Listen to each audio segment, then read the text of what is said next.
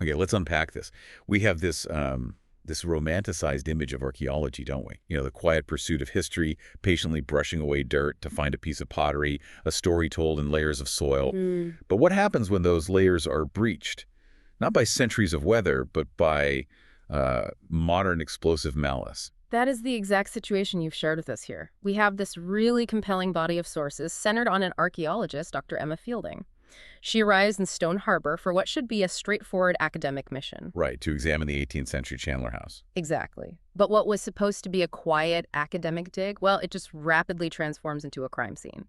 It unearths not just the 1738 fire layer she was looking for, but 2 contemporary murders, multiple attempts at sabotage, and this really sophisticated financial blackmail scheme that had deeply corrupted the town's historic elite. So our mission for this deep dive is, well, it's crucial. We need to synthesize these 3 distinct layers. You have the deep, quiet history of the Chandler family, the challenging archaeological facts found in the soil, and then just the sheer contemporary chaos. All driven by greed and desperation. Yeah, we're tracing the why behind the violence that suddenly engulfed this whole project. It's so clear. The ivory tower, as Emma herself notes in your sources, it offered absolutely no sanctuary from the dirt and, the dark dealings of the outside world. It's a fascinating investigation. It shifts so quickly from analyzing broken artifacts to trying to understand broken people. The stakes move from academic tenure to survival. The material is dense, but the story, the narrative, it's just irresistible. It all started with the dirt and the documents. So let's begin at the Chandler House itself, built almost 3 centuries ago, right? Around 1723. That's right, 1723 to 24. And Emma Fielding was hired for a very specific, focused purpose. What was the central methodological objective of her work there? Well, her primary goal was to use the site as a case study in stratigraphy. She needed to locate and anchor the timeline using the burn layer left by this devastating fire in 1738. Okay, so for anyone listening who might not be familiar, what exactly is stratigraphy? It's essentially the geological and cultural layering of history. Think of it like a layer cake. The principle is that the oldest artifacts and soil deposits are found at the bottom and the newer ones are at the top. So finding clear evidence of ash, charcoal, fire-altered soil that would allow them to precisely date every feature and artifact found above and below that crucial line. And what is a good stratigraphy? A nice, clean layer cake, tell an archaeologist. And I guess on the flip side, what does a disturbed site signal? A clean stratigraphy it's gold. It means you have a reliable timeline. You can differentiate between an artifact dropped in 1725 and one lost in 1750. But a disturbed site, one where the layers are all mixed up or shifted, it tells a story of upheaval. Or later human intervention. Exactly. Yeah. And in Stone Harbor, while they were focused on 18th century disturbance from the fire, the reality was that modern disturbances, like, say, digging or perhaps hiding a body, they would become the much, much greater concern. They would disrupt that clean historical record. And beyond just establishing that critical timeline, Emma was also focused on the less glamorous parts of colonial life. Absolutely. The formal history of the house, it only focuses on the elite. Matthew and Margaret Chandler, their high-style house, the documents they signed. But Emma was looking for the outbuilding. The barns, the sheds. The storage sheds, the middens or refuse pits, anything that revealed the functionality of 18th century life that formal documents just ignore. And this is the real strength of archaeology. It gives a voice to the servants, the children, the illiterate, the people who didn't leave written records but whose lives are, cemented in the soil. But the moment Emma's team started to establish those excavation units, they hit immediate and, aggressive resistance. Not from the past, but from the present. The friction came directly from the Stone Harbor Historical Society, the very people who sponsored the work. The bureaucracy was instantly toxic. Let's start with Fee Prowse.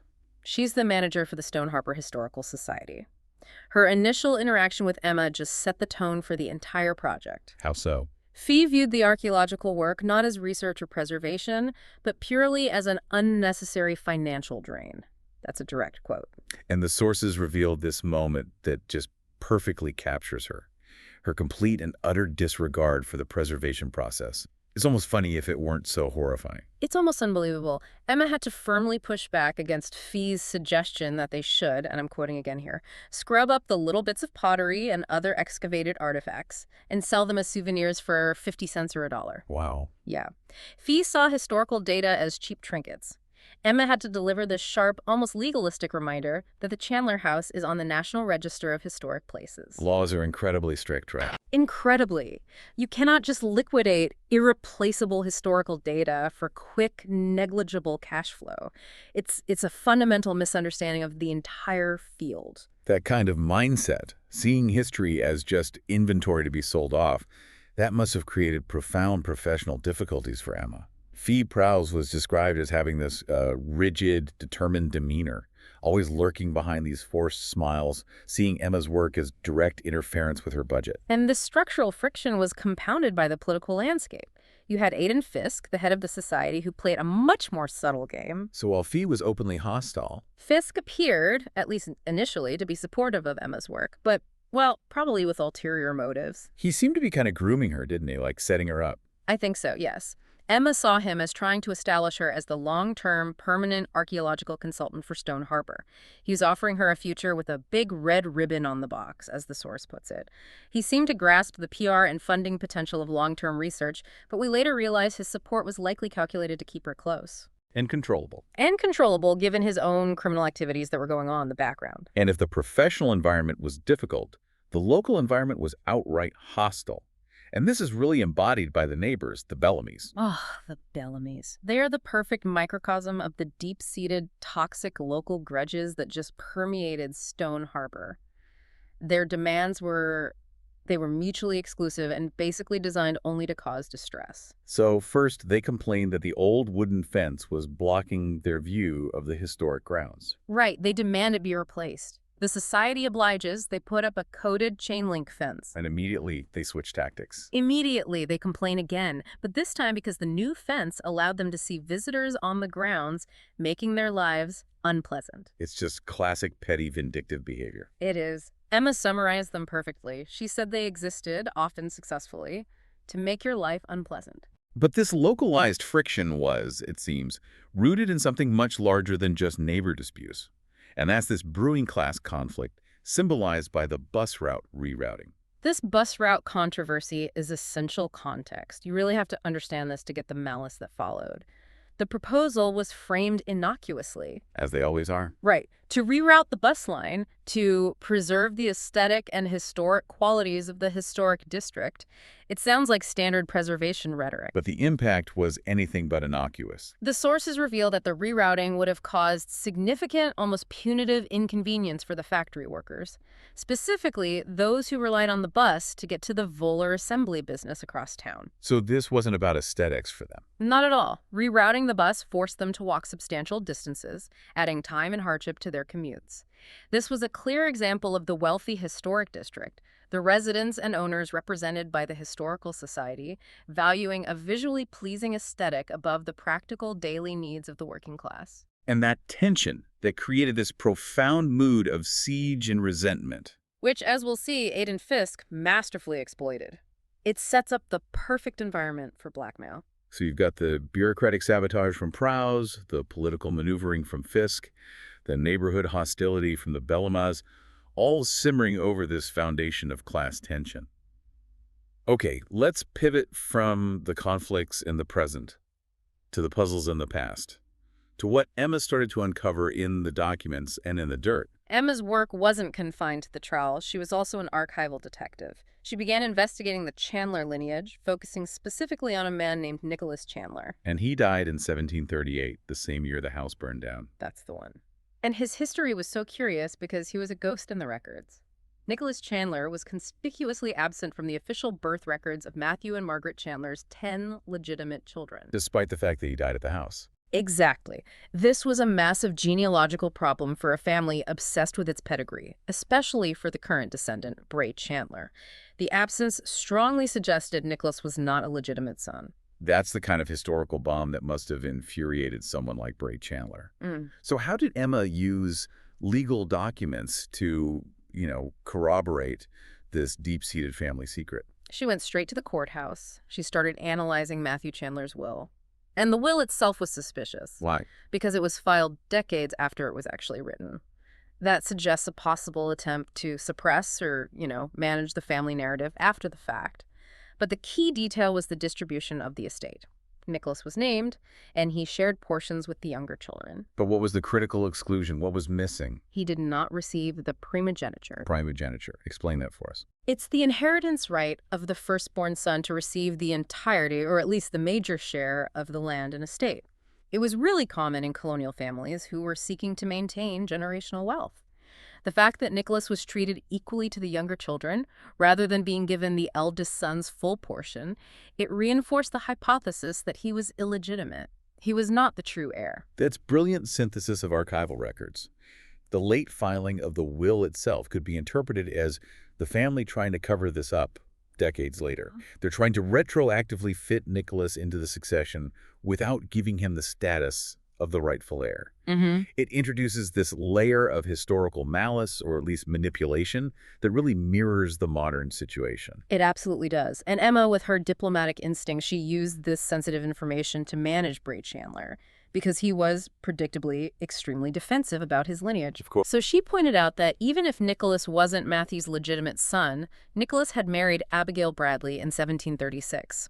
And since the Bradleys were also one of Stone Harbor's prominent first families, Bray could still claim descent from a highly reputable lineage through Abigail. It was a tactical way to soothe his ego while still pursuing the truth. Meanwhile, back at the site itself, the archaeology was providing surprises that contradicted the paper trail of this, high-style, symmetrical colonial home. Let's talk about the structure they found. The crew uncovered what they called the brick foundation anomaly. Traditionally, high-style colonial houses like the Chandler House were built with perfect classical symmetry, often with two wings balancing the main structure. But that's not what they found. Not at all. They found a brick structure that was too small for a full house wing, but significantly too large for a typical shed. And crucially, it had this distinct doorway-like break and irregular pits around its perimeter. So what was the implication of finding this weird, irregular structure? It was critical for understanding the post-fire reconstruction. The anomaly suggested that after the 1738 fire, the Chandlers did not rebuild a symmetrical wing as their high society status would have demanded. They built this odd, smaller structure, suggesting perhaps financial distress or a rushed reconstruction that deviated from the original high-style plan. So the dirt showed they couldn't afford, or maybe just didn't bother, to maintain the facade of wealth right after the fire. Precisely. And the most personal and valuable find, this silver chatelaine fragment, that also contradicted the assumed economic picture. Yes, this was a fantastic, really surprising find. Emma's sister, Bucky, who was helping with the sifting, found a small silver fragment. It was a 3-link chain segment attached to a hook. Expert analysis confirmed it was a fragment of a chatelaine. Okay, for those of us who aren't familiar with the term, what exactly was a chatelaine in the 18th century? It was a very valuable, practical piece of jewelry worn by wealthy women. You should think of it as a decorative, elaborate belt clasp from which useful household tools would hankies, sewing tools, shears, sometimes a watch. So it was a major status symbol. A huge status symbol. It literally indicated the wearer was the keeper of the keys, the manager of the household. The silver fragments signified high value. And the significance here is that something that valuable was just lost or discarded in the ground rather than being passed down or salvaged after the fire. Exactly. The presence of such a high-value item in the soil strongly contradicted the notion that the Chandlers were meticulously salvage-minded or impoverished in the immediate aftermath of the fire. As one source noted, the original owner of that chatelaine would have turned the place upside down looking for it. So its presence suggests what? Chaos.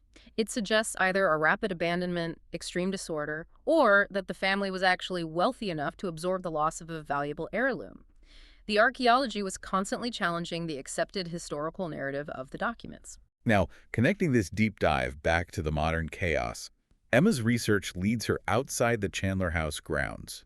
She starts to investigate a nearby abandoned property, the Mather House.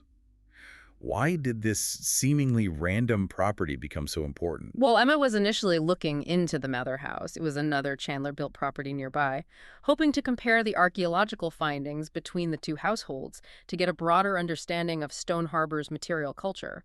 But her historical curiosity very quickly transformed into a criminal investigation. And this is where Aden Fiske's deep, dark secrets really begin to surface. Emma eventually discovered that Aden Fiske did not own the Mather House outright. Instead, he secretly controlled it through a shell corporation he established called Stone Harbor Investment Properties. A shell corporation. And crucially, he was paying Fee Prowse, the historical society manager who hated Emma's work, to keep the house legally in her name. So Fiske used the hostile Fee Prowse as a corporate beard. A front. Precisely. The Mather House was located away from public view, away from Fiske's main office. It was the perfect clandestine location, a potential storage area or vault for his secrets, hidden in plain sight, protected by layers of obfuscation and shell companies. And this realization that the head of the society was running a separate, secret financial operation that signals the immediate shift from historical research to understanding modern malice. And that malice became violently tangible with the discovery of the first murder. So let's move now to the criminal investigation that began right there on the site. The first victim was Justin Fisher. He was the young, eager security guard, maybe 24, taking graduate history classes at night. He often spoke with them about his papers. He was a friendly face in what was rapidly becoming a very hostile environment. And Emma found him. She found him dead near the archaeological site, under some bushes, past the large spoils heap, on a path she often walked to check the perimeters. What were the immediate visceral details of that discovery that indicated the timing? Well, the scene indicated the body had been there for some time. It certainly wasn't a fresh homicide. Emma noted the sickly, sweet smell of decay and the presence of buzzing insects, which confirmed that decomposition had begun. His death, which the police initially suspected was related to a break-in attempt he stumbled upon, was the moment the project transitioned irreversibly from academic archaeology to forensic science. The chaos didn't end with Fisher. The violence escalated and shifted, targeting Emma personally, although initially the attack seemed aimed at Fiske. The boat sabotage was calculated and nearly fatal. Aden Fiske had loaned Emma his outboard boat. He'd suggested she use it to view the historic district from the water, to replicate an 18th century perspective. A nice gesture on the surface. On the surface. But while she was maneuvering, the engine died completely. She quickly realized the fuel tank had been deliberately punctured. It was a precise, small hole, likely made with a screwdriver, designed not for drainage, but for saturation. And Fiske's personal habit provided the context for the killer's true intention. Absolutely. Emma remembered Fiske's known smoking habit. The boat was soaked in gasoline, and the perpetrator likely intended for Fiske to start the engine, light a cigarette, or simply create a spark that would cause a fiery, catastrophic explosion. It was calculated malice. Yeah. Intended to incinerate the victim and destroy all the evidence. Completely. And Emma had to escape that situation, climbing that treacherous, slippery cliff face onto the land.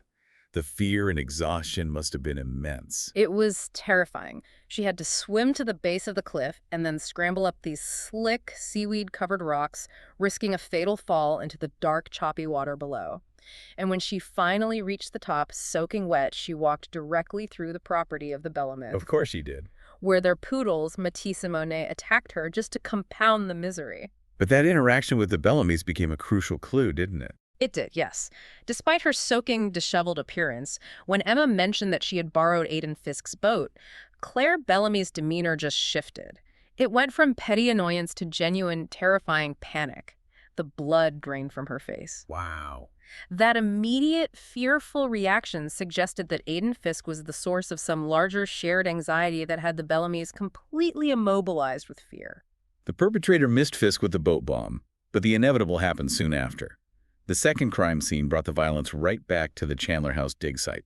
Aden Fiske's body was found by Emma and her crew near the second set of excavation units. It was in a wooded, less trafficked area of the property. He had been shot and was loosely, almost awkwardly, rolled in one of Emma's large blue tarps. Detective Bader, the lead investigator, offered some key insights into the nature of Fiske's murder that complicated the investigation. Bader noted two contradictory details. First, the shooting was clean. The casings had been meticulously cleaned up, which suggests either the work of a professional or, someone who had watched too many crime shows. Right. But second, the attempt at concealment, just rolling him loosely in a tarp on the property, that was amateurish. It was inconsistent with a highly professional killer who would intend to dispose of the body permanently or send a clear message. And the motive was finally revealed in Fiske's office, confirming everyone's worst suspicions about the head of the Historical Society. The massive revelation was that Aden Fiske was a powerful, highly active blackmailer. The killer had entered Fiske's office, they likely used Fiske's own keys, or Fiske let them in, and attempted to destroy the evidence by burning files. But they didn't get everything. No, only photocopies were successfully burned, leaving key original documents missing. And this immediately cast suspicion on potentially dozens of people in the tight-knit, secret-laden Stone Harbor community. It provided widespread motive for murder. Fiske was using the town's secrets, financial irregularities, marital indiscretions, historical cover-ups, for his own control and financial gain. But the physical office only contained copies. Exactly. Bader knew Fiske was too cunning to keep the originals at his home office. The detective suggested the killer was looking for the original incriminating files, which led Emma to her pivotal realization. Fiske's secret property, the Mather House, was the true vault, the repository of the secrets he was using for extortion. Okay, let's spend some dedicated time on the sheer breadth of Fiske's blackmail portfolio, because this is where the motivations truly crystallize.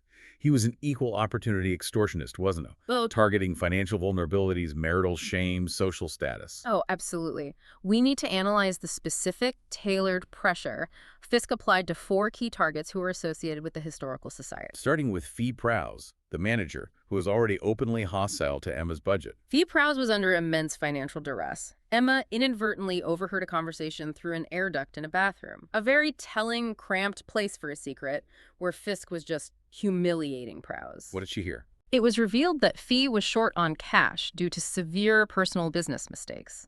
She had dipped into capital, meant for the society to cover bad personal investments, and the amount was significant enough to threaten the organization's stability. And Fiske's leverage was particularly cruel and, well, ageist. It was ruthless. He explicitly threatened her job. He told her in cold detail that it would be incredibly difficult for an aging person, such as yourself, to find another job.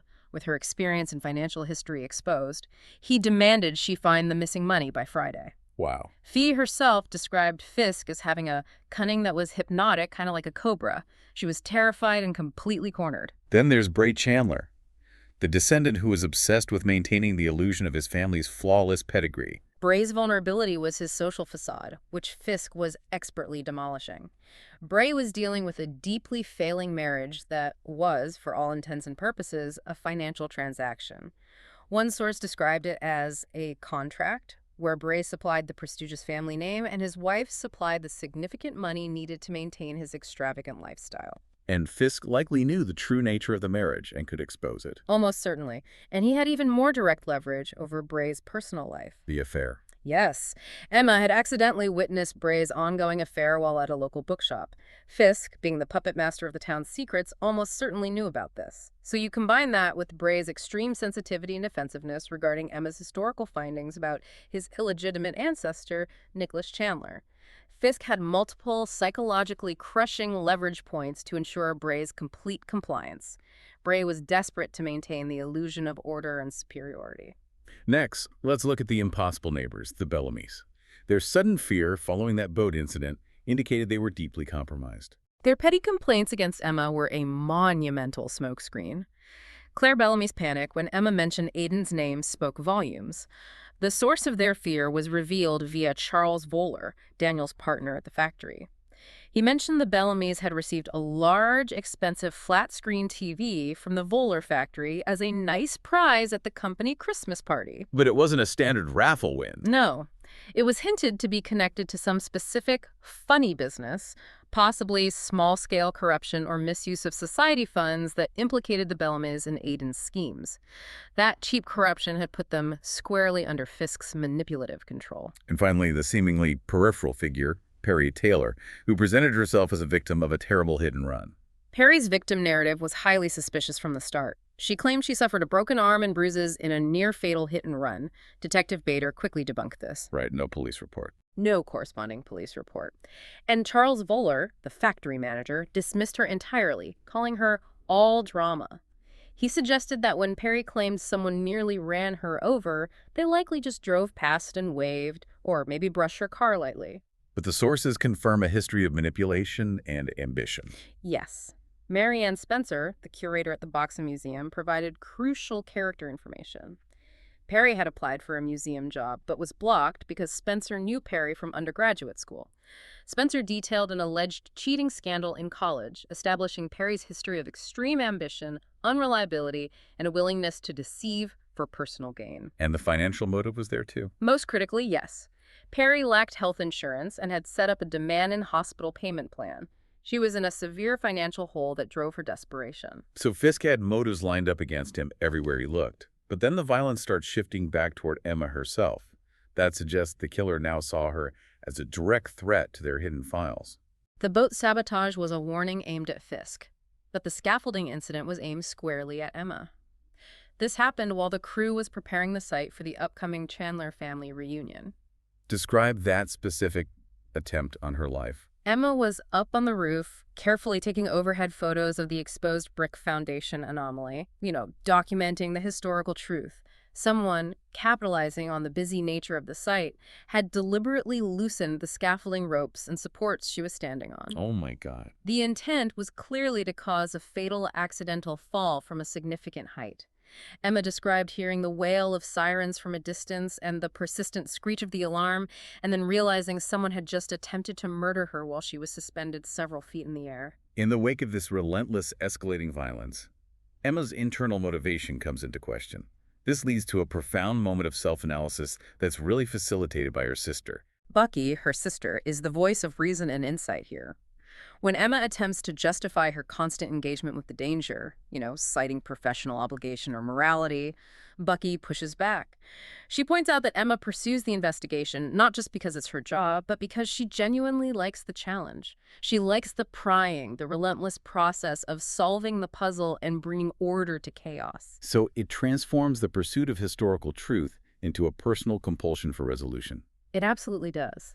Bucky suggests this compulsion was fostered by Emma's grandfather and maybe a reaction to the disorder of her parents' divorce, a need to impose intellectual order on the physical and social chaos around her. This adds a critical layer to our deep dive.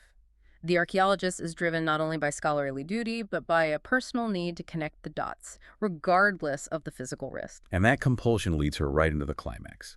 So we move now to the most dramatic sequence. The 4th of July reunion, the poisoning, and the final confrontation at the Mather House. The Chandler family reunion was this massive public gathering. It utilized the historic house and grounds, which was the perfect chaotic environment for a desperate killer to operate unnoticed. Emma was giving a public talk, confirming her findings, and crucially, she revealed that the Mather House ownership, that Fee-Prow's Aden Fiske connection, was the key to finding Aden's hidden blackmail files. That was the fatal piece of information Perry Taylor needed confirmed. She knew the files had to be destroyed, and immediately. Perry was listening intently to Emma's revelation. She then used the distraction of the fireworks display and the large crowd to vanish into the Chandler House colonial cookery exhibit. She was seeking a weapon, or at least a tool, and she found it. She used the period utensils in the display itself. Exactly. She took advantage of the historical display, a set of period colonial tools, specifically the mortar and pestle stored there. She crushed pills, likely her prescription painkillers from her feigned injury, into a powder. And then introduced that poison into the public refreshment area. She crushed the pills and put them directly into the large punch bowl, clearly intending to poison Emma, who was the direct threat to her and to that secret vault of files. But the mechanism of the poisoning failed in its primary target. Bucky drank the punch that was intended for Emma. Emma had been handed a cup of the punch, but she found it too spiced for her taste and wandered off to find a Coke. She handed the cup to Bucky, who drank it instead and immediately collapsed. Her body arched and convulsed in spasms, indicating a violent reaction to the poison. And Bucky's last coherent warning to Emma was, the drink. Something bitter. That moment must have triggered a powerful clarity in Emma realizing Bucky was collateral damage, and that Perry was making a final, desperate move. The panic was immediate and fierce, but Emma quickly synthesized the critical information. Perry had disappeared, the Mather House location had just been revealed, and the poison was meant to incapacitate the person who knew the secrets. She realized Perry would be heading straight for Fiske's secret vault to destroy the original blackmail files, while she thought Emma was occupied or incapacitated. Tell us about the desperate race to the Mather House. Emma ran blindly through the woods, guided by the ambient glow of the town, until she reached the abandoned, darkened property.